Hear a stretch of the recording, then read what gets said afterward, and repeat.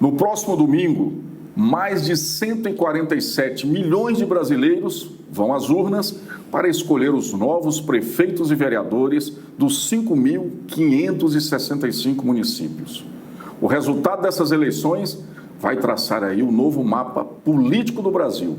E é sobre esse novo mapa, sobre as pesquisas de opinião divulgadas aí nos últimos dias e as possibilidades eleitorais nas principais capitais do Brasil, que o Análise dos Fatos tem o prazer de receber para esse debate o jornalista Vanildo Mendes. Ele é filósofo, historiador e atuou por mais de 30 anos nas redações dos principais jornais do Brasil, cobrindo poder e política. Vanildo, muita satisfação tê-lo no nosso Análise dos Fatos. Prazer meu, Gilvander. Boa tarde, telespectadores do Análise dos Fatos. É uma satisfação imensa estar nesse momento marcante da política brasileira, nas vésperas de uma festa da democracia que nós vamos ter nesse domingo. É uma eleição com um certo quê de enigmática e com alguns diferenciais marcantes. Eu podia citar entre esses diferenciais a pandemia do coronavírus, né, que teve uma influência nos Estados Unidos, como todo mundo pôde perceber, mas que fatalmente vai também ter impactos na eleição no Brasil. Outro diferencial importante que eu vislumbro é a rápida deterioração do capital político do presidente Bolsonaro, na condição em que ele está, segundo ano de governo. Geralmente, o presidente é um cabo eleitoral privilegiado para formar sua base eleitoral e tal. Não é o que está se verificando no Brasil. Pelo contrário, os candidatos que ele está apoiando estão perdendo campo, estão perdendo espaço e enfrentando dificuldades nos seus municípios, como você pode ver em vários deles, né? Outra característica que eu percebo nessa eleição é a perda de poder de alguns partidos tradicionais, importantes, que tinham até recentemente muita força no cenário político brasileiro, como é o caso do PT, do PSDB, do próprio PMDB, que hoje se chama MDB, e do DEM, que talvez sofra menos, mas também terá alguns danos, algumas perdas. Outra característica que eu percebo é a nova ordem mundial que está surgindo na política, né, com a derrota do Trump nos Estados Unidos e, antes disso, com algumas eleições que foram delineando esse novo espaço, né, com a eleição, por exemplo, na Argentina, onde a esquerda ressurgiu, na Bolívia, no Chile, no México e em outras partes do mundo, né? Nesse espectro de mudanças também a gente vê o ressurgimento da esquerda. Ainda timidamente, não dá para a gente avaliar de antemão o que vai sair das urnas, né? Porque, como eu disse, o resultado tem um quê de enigmático, mas é possível que a esquerda ressurja com um pequeno avanço que seja, né? Mas se reapresentando para o embate político futuro próximo do Brasil, né? Outro ponto que está marcando essa eleição é a quantidade imensa de candidatos militares, evangélicos e, pelo que eu soube, também de milicianos. Eles se enfronharam a partir do Rio de Janeiro, do desempenho das eleições lá, e talvez queiram fundar uma república miliciana no Brasil. Mas o fato concreto é que vai ser uma eleição marcante, que vai desenhar um novo cenário político e talvez, eu digo talvez, né, repito, aponte para o futuro de 2020, de uma tendência em 2022, na próxima eleição presidencial de 2022. Talvez tenha reflexo. Agora, com as pesquisas em mãos, nós vamos analisar os fatos.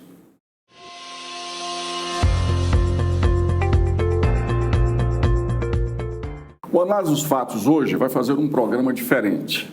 Ao lado aqui do jornalista, filósofo e historiador Vanildo Mendes, nós vamos analisar aí diversas pesquisas feitas pelos principais institutos de opinião pública do Brasil sobre as eleições nas capitais. Nós vamos fazer uma análise das principais capitais e uma análise também de pesquisas em relação à tendência do eleitorado. Vanildo, o Ibope divulgou uma pesquisa recentemente apontando que nas 26 capitais do Brasil, a maioria delas, hoje o eleitor ele está optando por mudança ao invés de continuidade. Como é que você vê esse resultado dessa pesquisa? É fato, isso que está acontecendo, dá para perceber que há uma revalorização da política, né? A política andou em baixa nos últimos tempos, negada principalmente pela juventude, perdeu espaços, né? As pessoas perderam a esperança na democracia, na política, e a gente vê que as pessoas aos poucos estão percebendo que não há solução fora da política. A democracia não é perfeita, mas só se corrige com democracia, com liberdade e, efetivamente, através da política. Isso está acontecendo. Eu imagino que essa eleição de domingo ela vai marcar a revalorização da política no Brasil. Vanildo, as últimas pesquisas divulgadas aí nos últimos 2 dias, elas apontam que nas 26 capitais, 6 delas tendem a definir o resultado ainda em primeiro turno. São elas Belo Horizonte, Curitiba, Salvador, Natal, nós temos também ali Campo Grande, né, e Florianópolis. É interessante, e também dentro da minha análise, os casos de Florianópolis, Curitiba, Campo Grande e Belo Horizonte, que são reeleição de prefeitos, né? Essa reeleição vem a ser o quê? Administrações muito bem desenvolvidas, administrações com excelência, para o prefeito ser reeleito e reeleito no primeiro turno. Entendi. Bom, isso confirma o que nós acabamos de comentar aqui, né? Há uma tendência importante pela renovação, pela mudança. A maioria esmagadora dos municípios dessas capitais, pelo menos, a perspectiva é de mudança e vão se reeleger aqueles políticos que demonstraram eficiência de gestão e afinação, né, com os novos tempos. Nós temos um dado muito interessante aí, seria um dado partidário. O Democratas hoje, pelas pesquisas, é o partido que deve fazer aí o maior número de capitais, né? O Democratas está em primeiro lugar no Rio, está em primeiro lugar em Curitiba, está em primeiro lugar em Florianópolis e Salvador. Foi um partido que, durante alguns anos atrás, ele diminuiu muito de tamanho, né? E agora ele volta novamente. Como é que você vê esse quadro? Bom, tem algumas especificidades aí, né? No caso de Salvador, demonstra a força que sobreviveu do carlismo, né?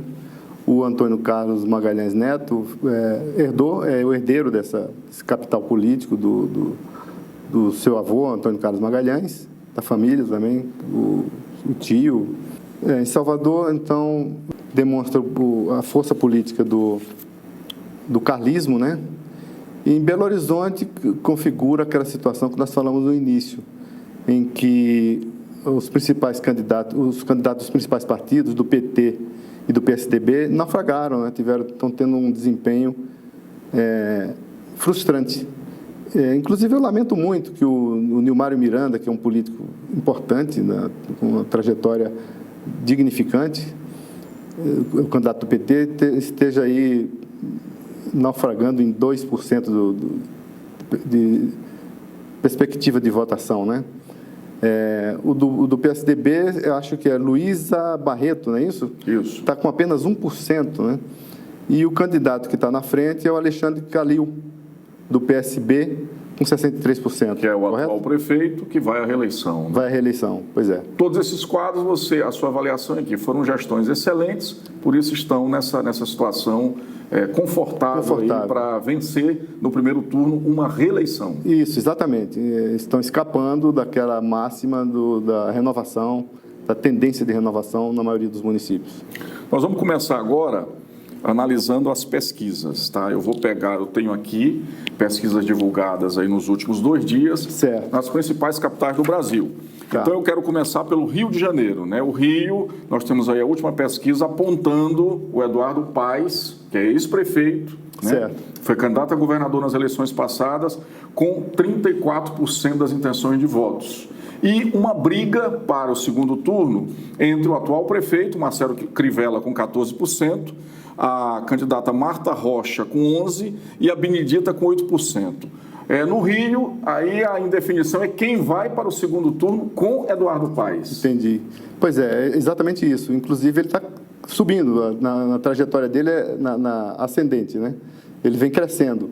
Então, há quem diga até que ele possa evoluir para ganhar no primeiro turno. Eu acho difícil. No Rio é muito difícil isso acontecer. Vai ser uma disputa ferrenha, né, entre a Marta Rocha, o Crivella e a Benedita. Se bem que a Benedita está patinando nos 8% e também se enquadra naquele comentário inicial nosso, né, a perda de poder e de força do PT, do PSDB e outros partidos tradicionais, né? Então, Na sua opinião, quem deve ir para o segundo turno com Eduardo Paes?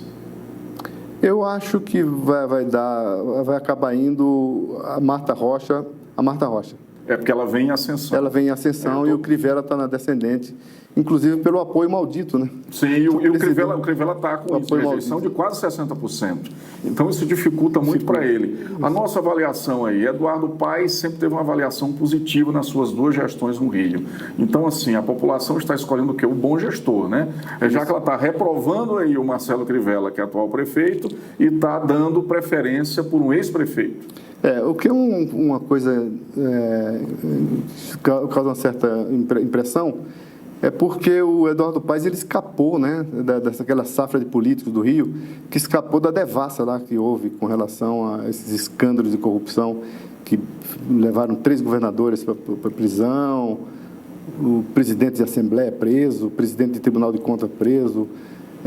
O próprio Eduardo Paes ele sofreu algumas denúncias, mas ele conseguiu escapar ileso e se apresenta como um candidato fortíssimo, com ampla chance de vencer no primeiro, com certeza, e também no segundo turno.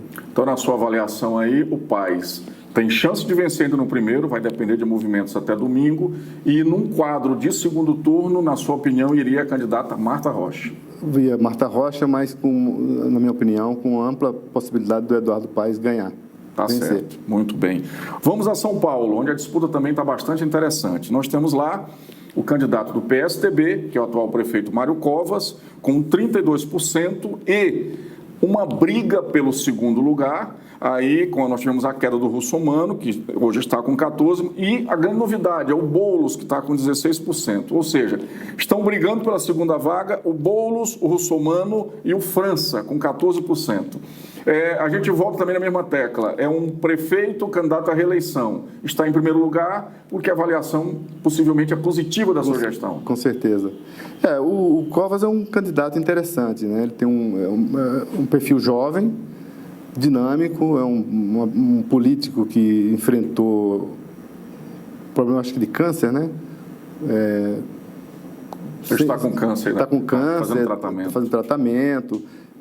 Enfrentou com muita altivez e com dignidade, demonstrando vitalidade, né? Não se afastou da função num momento de pandemia em que o município precisava muito da autoridade pública do município, né? Ele foi presente o tempo todo, então ele se qualificou para fazer jus a estar no segundo turno, sair na frente no primeiro turno. O Boulos também é uma figura que vem crescendo nas pesquisas por méritos, já de algum tempo que ele tem demonstrado esse compromisso. É justo que ele vá para o segundo turno, então é possível que ele passe na frente do Celso Russomano, que mais uma vez prova ser o velho cavalo paraguaio, né? Várias disputas, né? Várias disputas, começa na frente e acaba sendo ultrapassado pelos concorrentes. Tá parecendo que vai se repetir esse mantra, essa performance dele, né? O Gilmar Tato visivelmente está desmilinguindo, né? Está desmanchando a candidatura. O mesmo caso que você falou da Benedita, né? A mesma situação do PT que não está conseguindo emplacar, né? E quem é o outro? O França, que é o ex-governador. E o França, né? Que é o ex-governador, que também tem um capital político importante e está tentando se credenciar para chegar no segundo turno. Na sua visão, São Paulo, o Covas tem chances de ganhar no primeiro turno? Sair na frente no primeiro turno, com chance também de ganhar no segundo turno. Chances muito claras. De ganhar no segundo. E, na sua opinião, quem iria para o segundo turno com o Covas? Porque está aí embolado o França, né, o Celso Russomano e o Boulos. Eu creio que a chance maior, nesse momento, pela curva das pesquisas, seja do Boulos, porque o Russomano está em queda livre, né? E o França está ameaçando chegar junto, mas não chegou ainda, né? Correto. Sobre São Paulo, Vanildo, eu tenho duas observações. A primeira foi ali a negativa do PT em se juntar com Boulos, né? A gente percebe aí que o PT errou mais uma vez e não construiu uma frente ampla, porque o desempenho do Boulos é um desempenho bastante interessante. Isso. A outra observação é o apoio que o presidente Jair Bolsonaro deu ao candidato Celso Russomano. Após esse apoio, o Russomano, que liderava as pesquisas, despencou. É fato, né? O Russomano despencou, principalmente depois. Ele já tem uma tradição como eu falei, de cavalo paraguaio, né? De sempre começar bem no início da jornada e depois ser ultrapassado. Mas o apoio do Bolsonaro ajudou a empurrá-lo para baixo, né? O outro é a questão do Tato não se juntar. Tá. Pois é. Então, o Gilmar Tato insistiu na candidatura, né? O partido insistiu que ele fosse candidato e ele também quis ser candidato e insistiu. Mas o que está acontecendo é que o eleitorado está migrando, né? Está vendo o voto útil, está migrando para o Boulos. Sim. E que vai acabar acontecendo do Boulos ir para o segundo turno com o apoio de muitos petistas que estão migrando nesse voto útil. Certo. Belo Horizonte, a gente já tinha feito até um comentário aqui no início do programa. Lá, o atual prefeito Calil tem 63% das intenções de votos, segundo as últimas pesquisas divulgadas. Os outros candidatos somam um percentual muito pequeno, o que garante a Calil a sua reeleição já em primeiro turno. Aí, na sua análise, já está consolidado? Eu acho que sim, né? Porque ele se insere naquela definição que nós demos lá atrás, né? De que os bons administradores e que tiveram uma conduta exemplar no enfrentamento da Covid, né? Da pandemia, estão tendo a chance de reeleição, né? O Covas também está assim como o Covas, né, que também está se beneficiando. É interessante essa observação sua. Não tem pesquisa sobre isso, mas a gente vê ali que onde os prefeitos foram bastante elogiados nessa condução, como o caso do Covas, do Rafael Greca e do Calil, eles estão com bastante chances aí de reeleição. Exatamente, é o que eu penso. No próximo bloco, nós vamos analisar mais pesquisas em mais capitais do Brasil.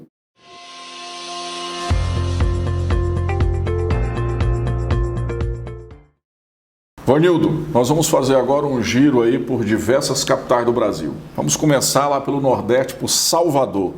Salvador também vive ali uma eleição bastante interessante, né? Sim. Nós temos ali hoje uma possibilidade muito grande do candidato Bruno Reis, que é o atual vice-prefeito do ACM Neto, levar a eleição, ganhar a eleição já no primeiro turno. Segundo as últimas 61%. pesquisas, 61%, Vanildo.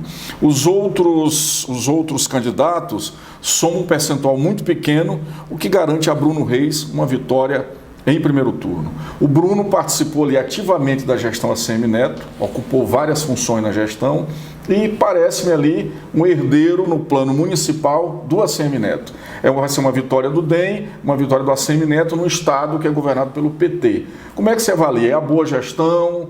É o retorno aí de uma família política ao poder estadual, porque o ACM Neto com essa vitória ele ganha força estadual para disputar o governo. Como é que você avalia aí a possibilidade de eleição do Bruno Reis? Eu acho que as duas coisas, Gilvander, as duas coisas. Primeiro, a força do carlismo, né? A tradição política do Antônio Carlos Magalhães, que o herdeiro ACM Neto está exercendo com certa competência, né? Com dedicação, né? E teve uma administração que foi, não diria exemplar, mas satisfatória. Bastante elogiada. Bastante elogiada. Ele está transferindo esse capital político para o seu candidato, que é o Bruno Reis. Para você ter uma ideia, a segunda colocada, que é Major Denise, isso, está com 13% do PT. Isso. Uma diferença muito grande. Diferença expressiva, difícil de tirar. Mas mostra que o PT continua com força política, mas longe ainda de ameaçar o candidato Bruno Reis. Lá em Salvador, a gente faz um histórico, uma análise do que seria o processo eleitoral na Bahia, a política na Bahia, né? Você vê o candidato do ACM Neto versus quem está em segundo lugar, é a candidata do PT, que é a candidata do governo do Estado. Esse cenário vai ser o cenário para as eleições estaduais. Perfeito. Agora você note que o ACM Neto é tão forte, com tanto prestígio lá em Salvador, que ele se distanciou do aliado político, o Bolsonaro. Sim. Inclusive porque o Bolsonaro é pessimamente avaliado lá em Salvador, né? Na Bahia eu vi que é o pior índice de aprovação do Bolsonaro e do governo Bolsonaro. Isso, exatamente. Eu tive acesso a essa pesquisa. Então ele se deu o luxo de dispensar o apoio político do Bolsonaro. Certo. É o xadrez político aí. Uhum. Nós vamos agora a Porto Alegre, né? Porto Alegre, nós temos um quadro bastante interessante. Lá, a candidata do PCdoB, a Manuela Dávila, lidera todas as rodadas, inclusive as últimas pesquisas, com 27% de intenções de votos, né? Uhum. O candidato Fortunati, que estava em quarto lugar, ele desistiu, né, por questões da chapa com a vice. Então, a disputa lá está entre a Manuela, o atual prefeito Nelson Marquesan Filho e o Melo. O Melo e o Marquesan também estão embolados aí para ver quem vai para o segundo turno com a Manuela. Na sua opinião, quem deve ir? Com um detalhe aí, a Manuela cresceu entre uma pesquisa e outra, né, a anterior e a atual, a última, de 24% para 27%. E o Marquesan também teve um movimento de subida de 9% para 14%. Há uma tendência aí, porque o funil, com a aproximação da eleição, está apontando para os dois. Eu imagino que vai acontecer isso mesmo, segundo turno entre Manuela e Marquesan. A gente é interessante analisar. Marquesan é o atual prefeito. Isso. Ele não está na condição que está ali o Calil, que está ali o Bruno Covas, que nós já avaliamos. Ou seja, é uma gestão então que não está bem avaliada e por isso ele não está liderando as pesquisas. Exatamente. E outro quadro interessante também que eu faço observação é o retorno ali no sul da esquerda, né? Pois é, a esquerda e uma figura expressiva da esquerda, né? Simpaticíssima, né? Um quadro para, no futuro, voltar a pontificar no cenário nacional, né? Ela foi candidata a vice na última eleição, não é isso? Isso, a vice. E ela pode voltar a despontar o cenário nacional. Tem potencial para isso, nesse momento de revigoramento da esquerda. Você arriscaria um resultado final para Porto Alegre, já que você já definiu aí que para o segundo turno iria a Manuela junto com o atual prefeito Nelson Marquesan? Porto Alegre é um eleitorado surpreendente, que é audacioso, que inova de tempos em tempos, né? Está sempre na dianteira, na vanguarda, e tem perfil e potencial para eleger a Manuela. Você arriscaria que a Manuela chega ao segundo turno? Chega ao segundo turno com ampla possibilidade de ganhar a eleição. Mesmo se juntar todos ali com o atual prefeito Nelson Marquesan? Mesmo se juntar. Vamos analisar então Curitiba. Em Curitiba, o atual prefeito, o Rafael Greca, lidera todas as intenções, vem liderando desde o início e chega aí próximo às eleições com 46% das intenções de voto. Os outros candidatos somam um perfil muito baixo, o que garante hoje, segundo as pesquisas de opinião, a vitória do atual prefeito, Rafael Greca, que é do Democratas. A sua avaliação? A mesma coisa, né? É excelente administrador, tem um reconhecimento da velha guarda, né? Um político da velha guarda, mas sempre reconhecido pela população paranaense, sobretudo da capital, pelos seus méritos como administrador, né? Repetiu na última gestão o desempenho e a gente vê aí se configurar aquela situação do apoio do apoio maldito do Bolsonaro, né, que está fazendo despencar o segundo colocado, que é o ex-deputado Fernando Francischini, que está patinando nos 8% com tendência de perder mais votos ainda, né? Correto. Vanildo, então aí em Curitiba, a sua avaliação é que o Greca vence no primeiro turno? Eu acho. Mas se tiver segundo turno, ele ganha também de lavada. Sem sombra de dúvida. Sem sombra de dúvida. Ah, muito bem. Nós temos aí, Ivanildo, o seguinte: o mapa eleitoral do Brasil tende a ficar uma grande salada aí, né? Porque nós temos o Democratas aí com tendência em várias capitais, mas ao mesmo tempo nós temos alguns nomes de esquerda também despontando. Você acha o quê? Que as eleições municipais, elas tendem a, digamos assim, o resultado tende a construir um resultado polarizado como está hoje o Brasil, ou seja, meio a meio? Não, eu acho que a tendência é haver um painel, né? Assim, com multicolorido, Sim. multidisciplinar, com pluripartidário, né? Sim. Com o ressurgimento da esquerda em algumas capitais, em algumas grandes cidades. Citaria entre essas, além da Manuela no Porto Alegre, o Edmilson, né? Em Belém. Nós vamos né? falar na sequência. Vamos falar na sequência. Mas um quadro bastante pulverizado. Eu também vejo assim, bastante interessante o quadro, né? Exato. A gente tem nomes como ACM Neto e nós temos nome como Manuela Dávila, ou seja, é uma mistura muito... Parece que a gente retorna ao que era a política do Brasil, a gente sai desse processo de polarização. Isso. E pulveriza bastante essa capilaridade dos partidos. O que é interessante para a política. Que é interessante para a política. Eu acho que não devia ser tão capilarizado, podia ser um pouco menos, mas, de qualquer modo, para a democracia é saudável, ainda mais nesse momento de efervescência, de redescoberta, de revalorização da política, talvez seja útil essa capilaridade. No próximo bloco, vamos analisar mais pesquisas de mais capitais do Brasil.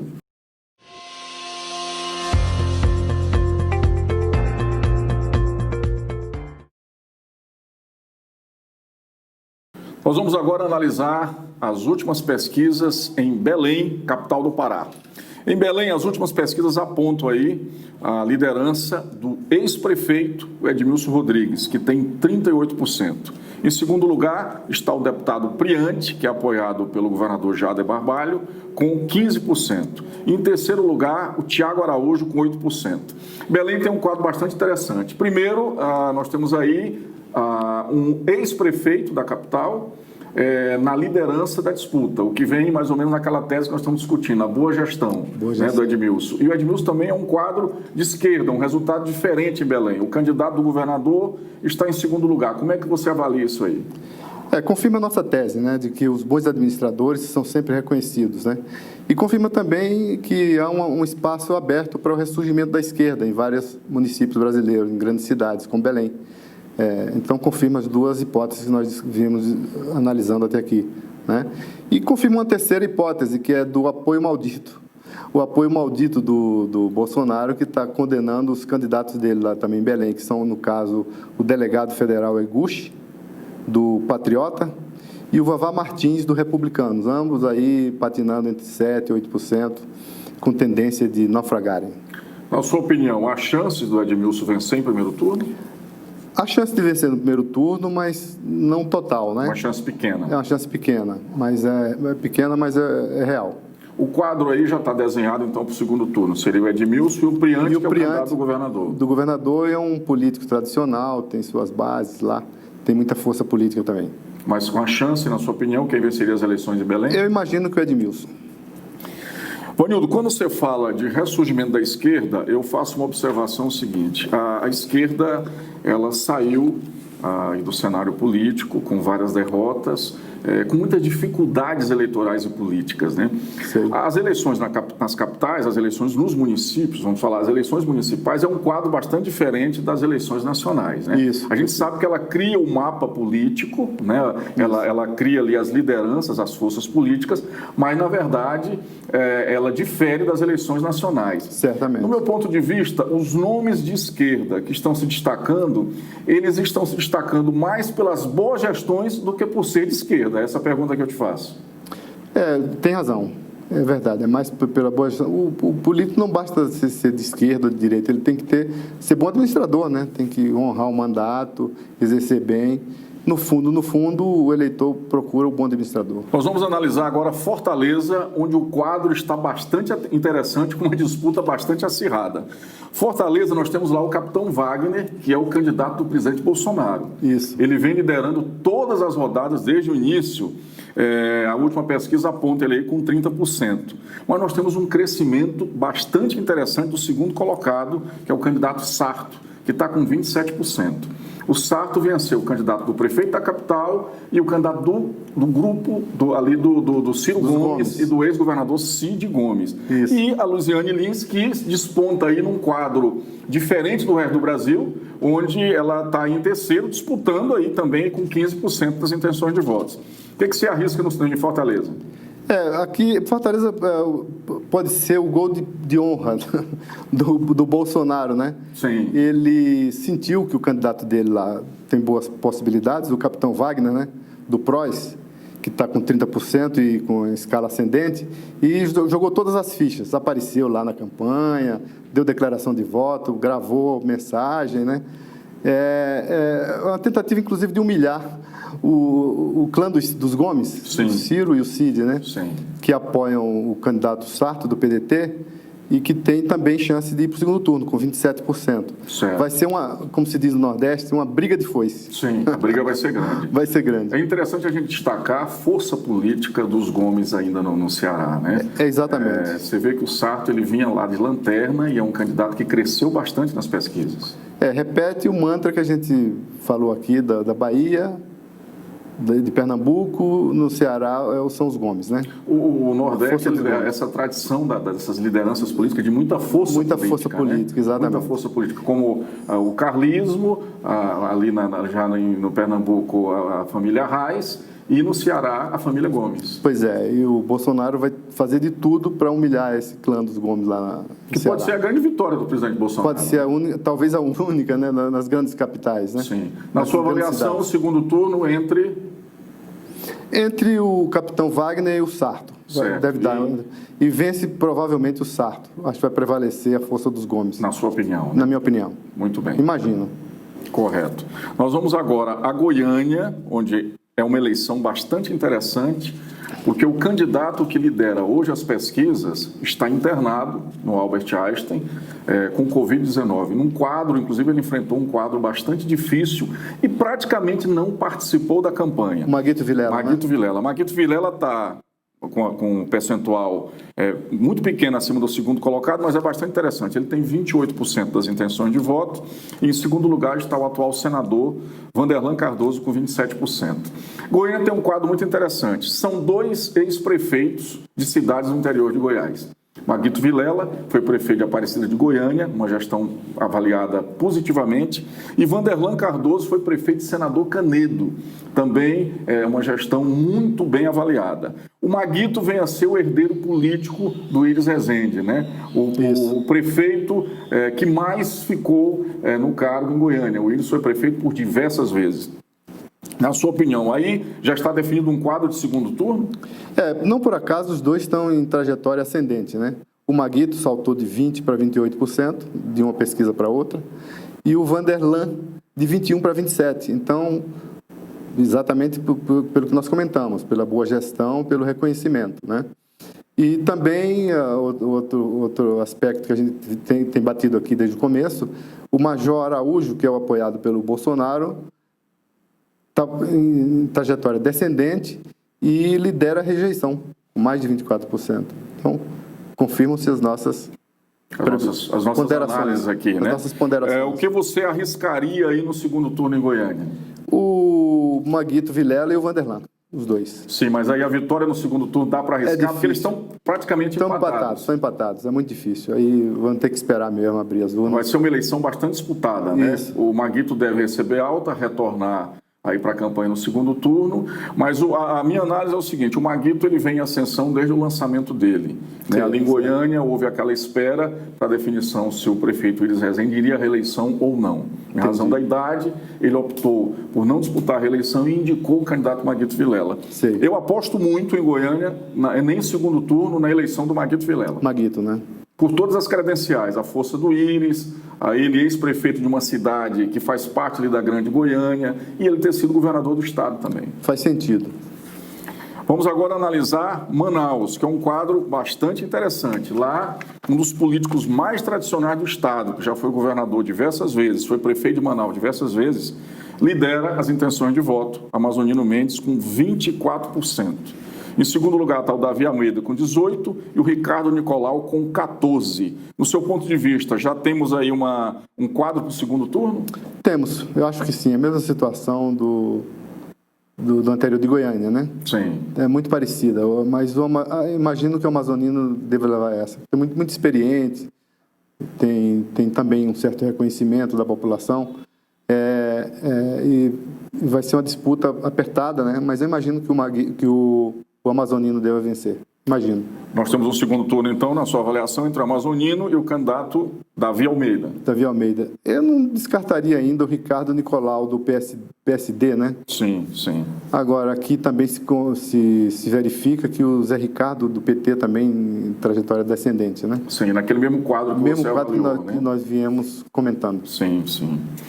Nós vamos traçar agora, vamos debater Florianópolis. Lá, o atual prefeito, Jean Loureiro, está com 44% das intenções de votos, com possibilidade de vitória ainda em primeiro turno. Em segundo lugar, está a ex-prefeita Ângela Min, com 15%, o Pedrão com 9% e o professor Elcio com 7%. Você arriscaria aí uma opinião sobre Florianópolis? Florianópolis desmente tudo que a gente pensa, né? Um estado com uma característica bem diferenciada, né? É um estado muito conservador, se mantém conservador e resiste no conservadorismo. A capital também é conservadora? É muito conservadora. Capital, o estado inteiro, né? Então lá eu imagino que deva ganhar no primeiro turno até o Loureiro, né? Jean Loureiro. Jean Loureiro. A Ângela Min, do PP, aparece em segundo lugar, mas com pouca chance. Se tiver segundo turno é com ela, mas é possível que liquide a fatura ainda no primeiro turno. São dois ex-prefeitos, né? São dois conservadores, como você avaliou o perfil do estado e o perfil da capital, e o Jean Loureiro, um prefeito muito bem avaliado, né? Isso. Então isso aí está mais ou menos dentro daquilo que a gente vem discutindo, os bons prefeitos, as boas gestões que lideram as pesquisas. Perfeito. E se confirma também o quadro de esquerda melhor posição é o do professor Elson, do PSOL, com 7%. O PT nem aparece na pesquisa, né? Com a mesma análise que a gente está fazendo. Isso. O PT patina e quadros e partidos coligados ao PT acabam, inclusive, na frente do PT aí em todas as pesquisas nas principais capitais do Brasil. Precisamente. E nós vamos encerrar aqui essa análise com Recife, com um quadro também bastante interessante. Em Recife, o candidato João Campos, que vem a ser filho do ex-governador Eduardo Campos e neto também do ex-governador Miguel Arraes, ele está com 29%, e a Marília Arraes, que vem a ser prima do João, com 22%. Tecnicamente empatada com o candidato do DEM, o Mendonça Filho, que foi vice-governador, governador, deputado federal, ministro da Educação, de uma das famílias mais tradicionais lá de Pernambuco. E a delegada Patrícia também, que vem em ascensão com 15%. Em Recife, segundo turno, o que você aposta em Recife? Pois é, a primeira observação é que aqui se confirma o mesmo fenômeno da Bahia, né? Se confirma o poder da marca Arraes, né? Miguel Arraes, né? O poderio, a herança política que ele deixou, né? O legado. Eu acho difícil saber se é o João Campos ou a Marília, né? Mas imagino que o João Campos leva a dianteira, né? No primeiro turno e também no segundo. Correto. Nós temos então aí uma análise das pesquisas. E aqui eu queria fazer uma observação ainda no caso de Recife. A delegada Patrícia, né, que é a candidata do Podemos, apoiada pelo Bolsonaro, ele deu declarações em favor dela e ela começou a cair. Ela vinha em ascensão, antes das declarações. Das declarações. E já caiu. Você acha que o segundo turno lá, então, vai ser entre João Campos e Marília Arraes? Acho que vai ser entre João Campos e Marília Arraes. Não há chance do Mendonça Neto subir e ficar? Seriam ali duas forças, uma força conservadora e uma força de esquerda? Recife às vezes surpreende, Recife às vezes surpreende. Mas a tendência é que o Mendonça Filho não passe para o segundo turno. Correto. Então nós fizemos aí uma análise das intenções de votos e das pesquisas nas principais capitais do Brasil, procurando aí traçar o que vai ser, o que vai acontecer aí após a abertura das urnas. É um quadro bastante múltiplo, né? Exato. É um quadro bastante diferenciado. Nós temos aí alguns estados onde os conservadores irão vencer e temos aí também alguns estados onde a esquerda retorna. Eu queria abrir um parêntese apenas para falar um pouco da eleição na minha terra, Alagoas. Né? Ah, sim, por favor. Em Maceió, nós temos um quadro também de bastante apertado, de disputa, né? Em que aparece nas primeiras posições nas pesquisas o Alfredo Gaspar de Mendonça, que é apoiado pelo Renan Calheiros Renan Filho, e pelo prefeito, o Rui Palmeira. São as duas maiores lideranças atuais, né? Emergentes em Alagoas, né? Em segundo lugar, vem o JHC, que é o João Henrique Caldas, candidato do PSB, com 22%. O Alfredo Gaspar tem 26% e o JHC, o João Henrique Caldas, 22%.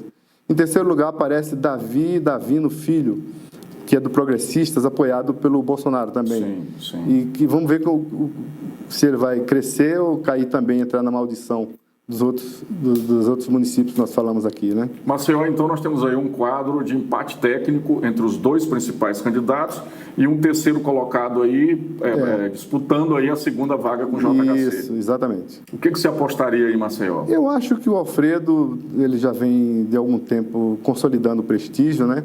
É um ex-promotor, ex-chefe do Ministério Público de Alagoas, né? Foi secretário de Segurança, teve um trabalho muito apreciado. Ele tem uma força política muito interessante. Sim, e é possível que leve essa. Correto. Já que você analisou Alagoas, que é seu estado, eu vou analisar o meu também.